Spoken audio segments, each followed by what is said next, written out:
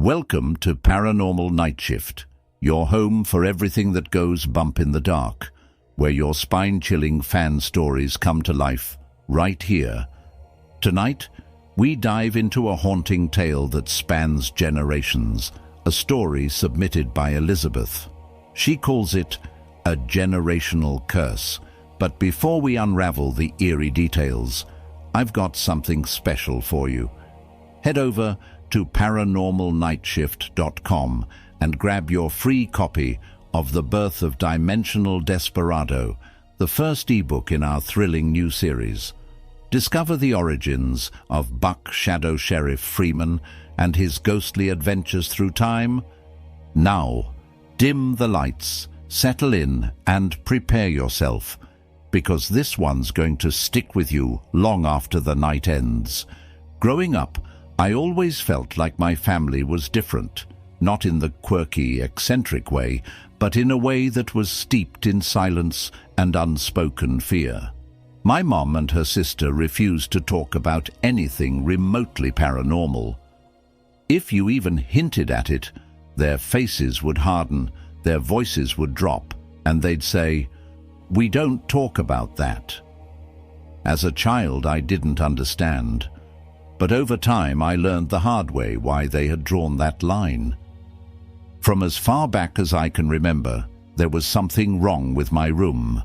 The walls seemed to breathe, the air felt heavy, and a presence lurked just beyond my vision. At first, it started small, shadows that didn't belong to anything and a feeling of being watched.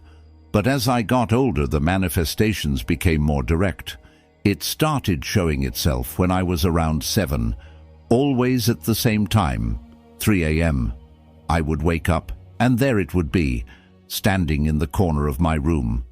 A dark, humanoid figure with a face that was almost a smile, but not quite. Its presence was suffocating, like the air itself had turned hostile. It didn't move or speak at first. It just stood there, watching. Over time it grew bolder, hovering closer to my bed, its eyes glinting with malice. One night I woke up to feel it playing with my hair, its fingers cold and invasive. I was paralyzed with fear, unable to scream or move. It looked down at me, its smile widening. By the time I turned 10, it started speaking.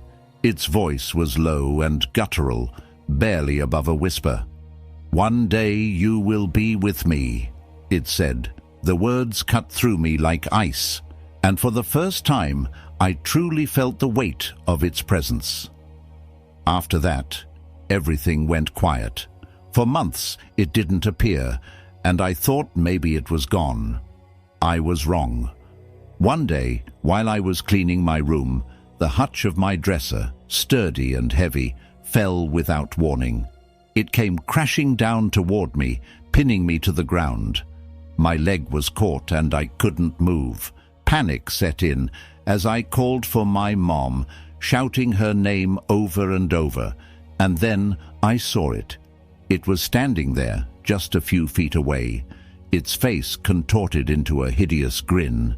It laughed, a bone-chilling sound that echoed in my ears and filled me with a dread I can't describe. Time seemed to stretch, each second an eternity. When my mom finally rushed in and pulled the hutch off me, I blurted out everything I'd seen, desperate for her to believe me. Her response left me cold. "We don't talk about that," she said, her voice firm but shaken. "You need to do the same. Never show it fear." That became her refrain. Every time I tried to tell her about the scratches that appeared on my skin overnight, the bruises that had no explanation, or the shadows that moved when they shouldn't, she repeated the same words. "Don't show fear." But how could I not? The presence followed me when I moved out years later. Roommates left, convinced I was conjuring something evil. Pets grew agitated, clawing at doors and windows to escape. And me?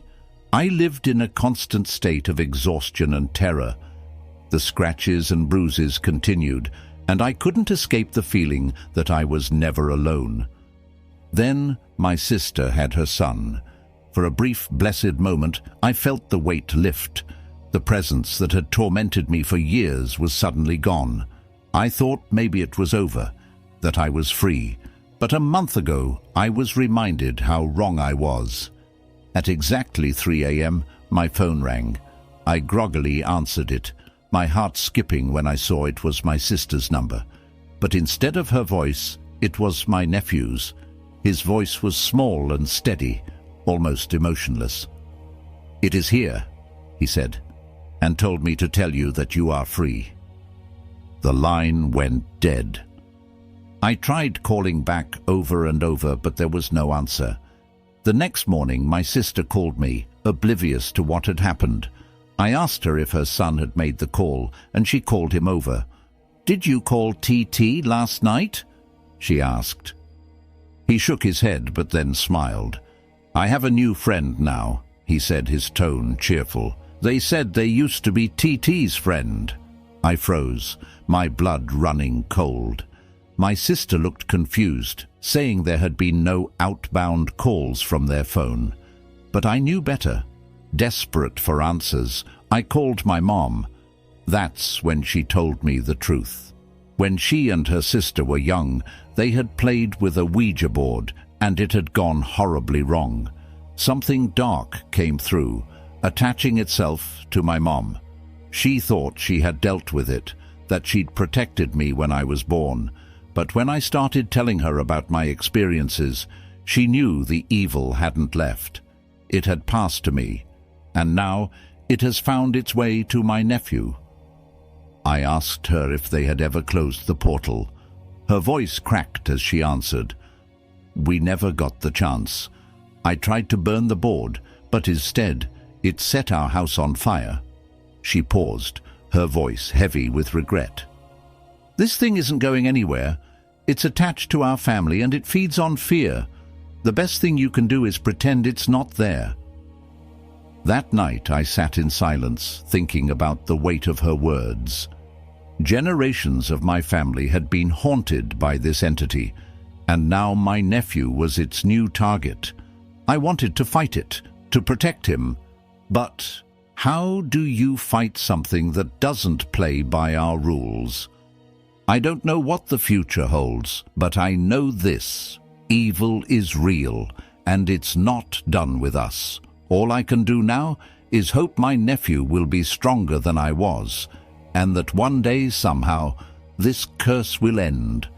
Until then, I will carry the memory of that smile, that laughter, and the words that still haunt me.